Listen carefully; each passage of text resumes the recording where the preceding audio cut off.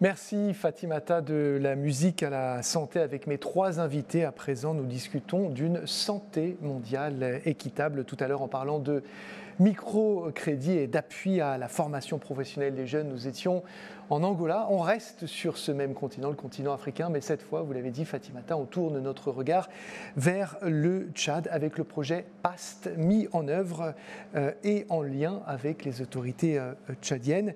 Docteur Muriel Martineau, bonjour. Bonjour. Vous êtes médecin gynécologue et c'est dans la région du Ouaddaï, dans l'est du Tchad, que vous avez contribué au travail sur place du mouvement français pour le planning familial.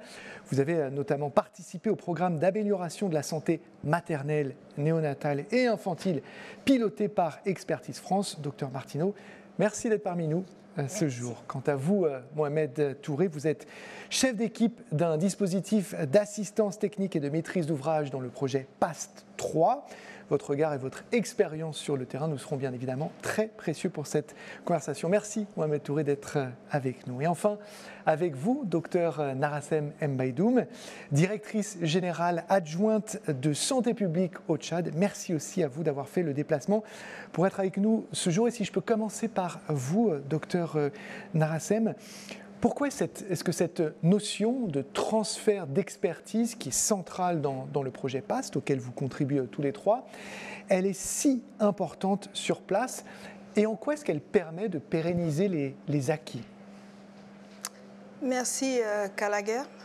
Effectivement, le transfert d'expertise est très important parce que le ministère de la Santé publique faisait face à une insuffisance en ressources humaines de santé, en qualité et en quantité. Aujourd'hui encore, nous avons une couverture en ressources humaines de santé d'environ 50%.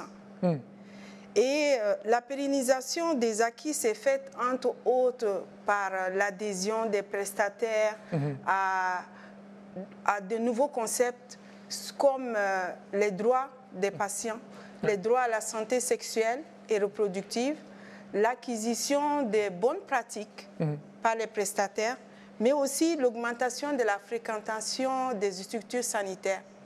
Et aussi, nous voudrions vraiment relever les initiatives et expériences réussies ont fait l'objet, entre autres, d'un passage à l'échelle nationale, mais aussi de l'intégration de ces stratégies au niveau national et aussi vraiment la duplication du modèle sur d'autres thématiques. Absolument. Et on le voit, ce succès, docteur Narassem, à l'antenne notamment. On a vu défiler ces photos qui ont été prises pendant différents moments du projet PAST. Mohamed Touré, je me tourne vers vous parce que vous m'avez dit qu'il y a une autre notion. On a parlé là de transfert d'expertise, de pérennisation des acquis. Vous souhaitiez insister sur une notion très intéressante, celle du compagnonnage. Qu'est-ce que c'est le compagnonnage et pourquoi est-ce que c'est aussi vital, fondamental dans le déroulement, le déploiement du projet PAST? Effectivement, Gallagher, c'est un point sur lequel je voulais insister parce que le compagnonnage, notamment au Tchad, a permis de contribuer de manière importante à l'amélioration de la qualité des soins mère-enfant. Et ça s'est matérialisé concrètement par des missions qu'on a organisées avec des soignants français de différents profils, en lien avec la santé mère-enfant bien évidemment, et des associatifs également, et qui sont venus près de leurs homologues tchadiens et au plus près des patients pour pouvoir améliorer les pratiques. Et donc cela se faisait à travers une co-identification des points de faiblesse et la construction d'un plan qui permettait de renforcer ces points de faiblesse. Et ensuite, on faisait ensemble, dans un premier temps. Soignants du Nord et soignants du Sud faisaient ensemble. Et puis, c'est le soignant du Sud qui continuait, le Tchadien. Et après, on organisait des missions de suivi qui permettaient de s'assurer que tout se passait bien. Et il s'agit vraiment de mettre les patientes au cœur de la santé. Docteur Martineau, vous avez partagé une anecdote avec moi qui m'a vraiment fasciné, elle m'a interpellé. C'est un exercice que vous mettez en place sur place, donc, dans l'est du Tchad, et que vous appelez l'exercice de la ligne, et qui implique les soignants, les gens donc, qui participent au projet, et qui permet justement parfois de les faire bouger, ces lignes. Vous nous racontez cette anecdote, cet exercice? cette anecdote, c'est vraiment une illustration du concept d'éducation populaire. Et justement, je voudrais quand même brièvement rappeler que je suis venue dans la région d'Abéché par l'intermédiaire du mouvement français pour le planning familial, qui est une association féministe d'éducation populaire avec une expertise et puis une expérience dans tous les domaines de la santé sexuelle. Et à Béché, on est dans l'est du Tchad, donc exactement, on allant vers le Soudan. Tout à fait. Et donc, nous avons rejoint bien le volet planification familiale des différents programmes qui se sont suivis avant le et pilotés par Expertise France. Et donc la ligne. Alors la ligne, en fait, non, parce que ce que je voudrais dire quand même, c'est que nous avons mis en place des ateliers techniques d'appropriation et puis du compagnonnage. Mais ça ne suffit pas. C'est-à-dire qu'il faut des formations pour réfléchir ensemble sur nos pratiques et nos préjugés. Et donc, cet atelier-là consiste à faire une ligne imaginaire, à poser une question simple où on répondra par oui ou par non. Sur la contraception, le reproductif. Et il ne s'agit pas de se juger, il s'agit de s'exprimer. D'éduquer. Donc la question était simple, c'était Aminata, 17 ans, vient au centre de santé et demande une pilule. Que faites-vous? Du côté des non, un groupe de femmes qui va refuser la contraception à Aminata pour son bien, avec des arguments culturels, sociaux. Et puis tout d'un coup, il y a un monsieur un peu plus âgé, responsable d'un centre de santé, qui dit voilà, nous sommes des soignants, la pilule est un médicament, elle a des indications, des contre-indications. Aminata a-t-elle une contre-indication? Non. Je fais le compte de ses lignes et je lui donne. Et à ce moment-là, devant, on va dire, l'évidence de la médecine, si on peut dire comme ça, il y a eu une sidération du groupe et effectivement, les lignes avaient vraiment bougé, mais c'était eux qui avaient fait bouger les lignes, vraiment.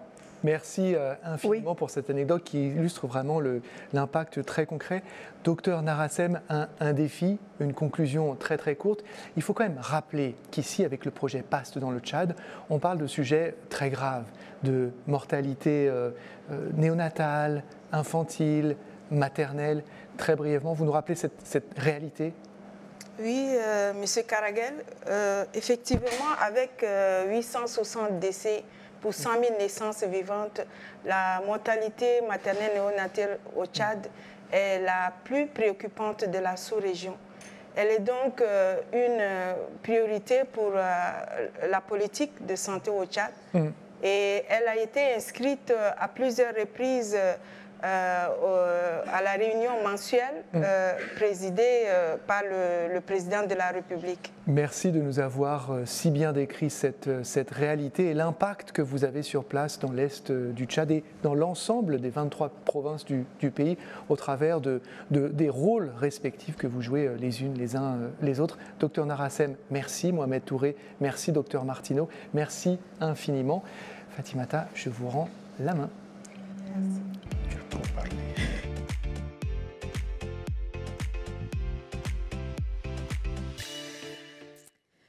Merci Gallagher, et nous aussi, charge à nous d'essayer de bouger les lignes avec la thématique, toujours la même, santé mondiale plus équitable, avec une nouvelle table ronde. La question de l'accès universel à la santé demeure un défi majeur, accentué par des crises sanitaires récentes et les inégalités persistantes. Pour parler de ça, deux personnalités de premier plan qui nous apportent leur expertise sur ces enjeux cruciaux. Merci à Peter Sands, directeur exécutif du Fonds mondial de lutte contre le sida, la tuberculose et le paludisme. Thank you, sir, for being here. Aurélien Rousseau, vous êtes député et ancien ministre de la Santé. Merci à vous également. Peter Sands, dites-nous comment le Fonds mondial adapte-t-il sa stratégie face à l'évolution des enjeux sanitaires, notamment avec la montée des maladies non transmissibles dans les pays à faible revenu? Dites-nous. To start with, the Global Fund Tout d'abord, notre Global Fund s'adapte en permanence à l'évolution de la situation. Au cours des 20 dernières années, grâce au soutien immense de la France et de ce formidable partenariat avec Expertise France, et puis également grâce à United, qui a été un formidable partenaire aussi, nous a permis de sauver plus de 65 millions de vies. Mais oui, effectivement, il y a une véritable évolution dans l'épidémiologie depuis le point de vue du paludisme, la montée des maladies, de certains types de maladies. Nous avons travaillé dernièrement, par exemple, avec Expertise France sur la gestion commune dans les Comores du diabète et du paludisme. Donc, il y a eu une véritable évolution. On ne pense plus en termes de maladies, mais plutôt en termes de tendance de santé. Qu'est-ce qui peut affecter les personnes? Et donc là, on a besoin d'une approche intégrée, d'une formation solide de professionnels. Et là, une fois de plus, c'est l'un des domaines dans le cadre desquels nous avons collaboré aux côtés d'Expertise France dans différents pays. Comment la France peut-elle contribuer à renforcer la gouvernance mondiale de la santé face au populisme? Je n'ai pas besoin de reciter le monsieur qui est à Washington, et à la remise en question, même plus largement, de l'approche scientifique, j'ai envie de dire. Oui, mais je pense que la réponse est dans la question. La France, à mon avis, elle doit arriver à tenir sur les trois pieds. Le premier, c'est de continuer à dire que sa contribution au multilatéralisme et sa confiance dans le multilatéralisme, ça n'est pas juste quelque chose comme ça, une valeur. C'est parce que c'est efficace et effectif, et on l'a connu. Le bilan du Fonds mondial, le bilan d'United parle pour eux sur ça. Le deuxième point sur lequel il faut résister, c'est effectivement qu'on est, on dit ça, le pays de la raison, défendons-la, défendons la science, défendons les faits.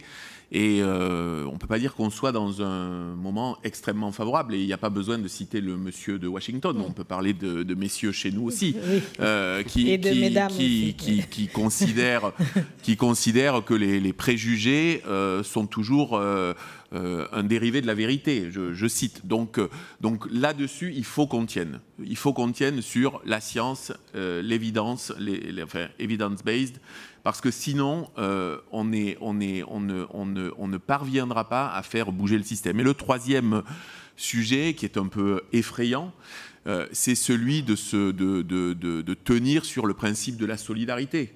Et que la solidarité, ça n'est pas simplement des bons sentiments. La solidarité, c'est notre intérêt bien compris aussi. Et moi, j'en suis vraiment convaincu.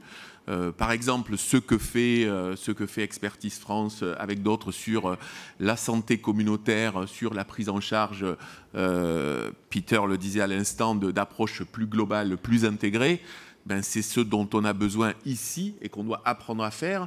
On en a beaucoup parlé dans les colloques, ministre après ministre. Alors, Marisol a été ministre bien plus longtemps que moi. C'est dur d'être ministre moins longtemps que moi, mais il y a eu des...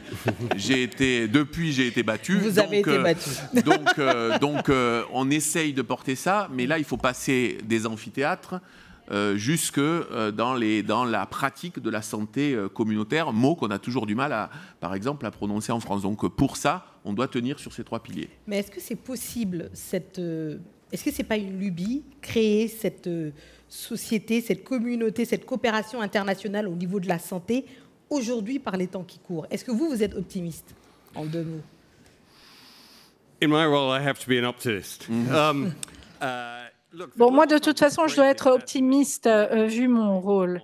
Mais on vit des temps extraordinaires du point de vue de la solidarité. On a eu des figures telles que Jacques Chirac, Bill Gates, Kofi Annan, qui voilà, ont été expliqués, on est tous des êtres humains, il faut que l'on puisse agir. Alors, à un moment donné, sur le chemin, on a perdu tout cela un peu de vue, mais il faut le redécouvrir. Ce terme de solidarité, je pense, est extrêmement puissant et il faut vraiment qu'on lui réinsuffle une nouvelle énergie. Oui, je le suis, je me dis... Comment on a franchi le Covid? On l'a franchi, les pays et les systèmes démocratiques l'ont mieux franchi que les dictatures. On l'a franchi par la solidarité internationale, même s'il y a des débats encore, par exemple, sur la propriété intellectuelle. On l'a franchi parce que le public et le privé ont su dialoguer ensemble. On l'a franchi parce qu'on a fait confiance à la science. Et on aurait pu tous tomber, ce pays comme d'autres. Et donc, il faut qu'on cultive ça. Pour porter la suite des événements, en sachant que plein de mots qu'on mettait encore une fois dans les colloques ou dans les rapports, la mondialisation, les inégalités sociales de santé, les déterminants de santé, on en parlait, maintenant c'est la réalité quotidienne et c'est la condition de soutenabilité de nos systèmes de santé. Merci pour cet optimisme qui va nous porter. Merci pour vos éclairages à vous deux. On ouvre à présent une nouvelle séquence consacrée à l'autonomisation des femmes avec un projet Gender Flagship que va nous expliquer d'ailleurs Gallagher Fenwick. Merci.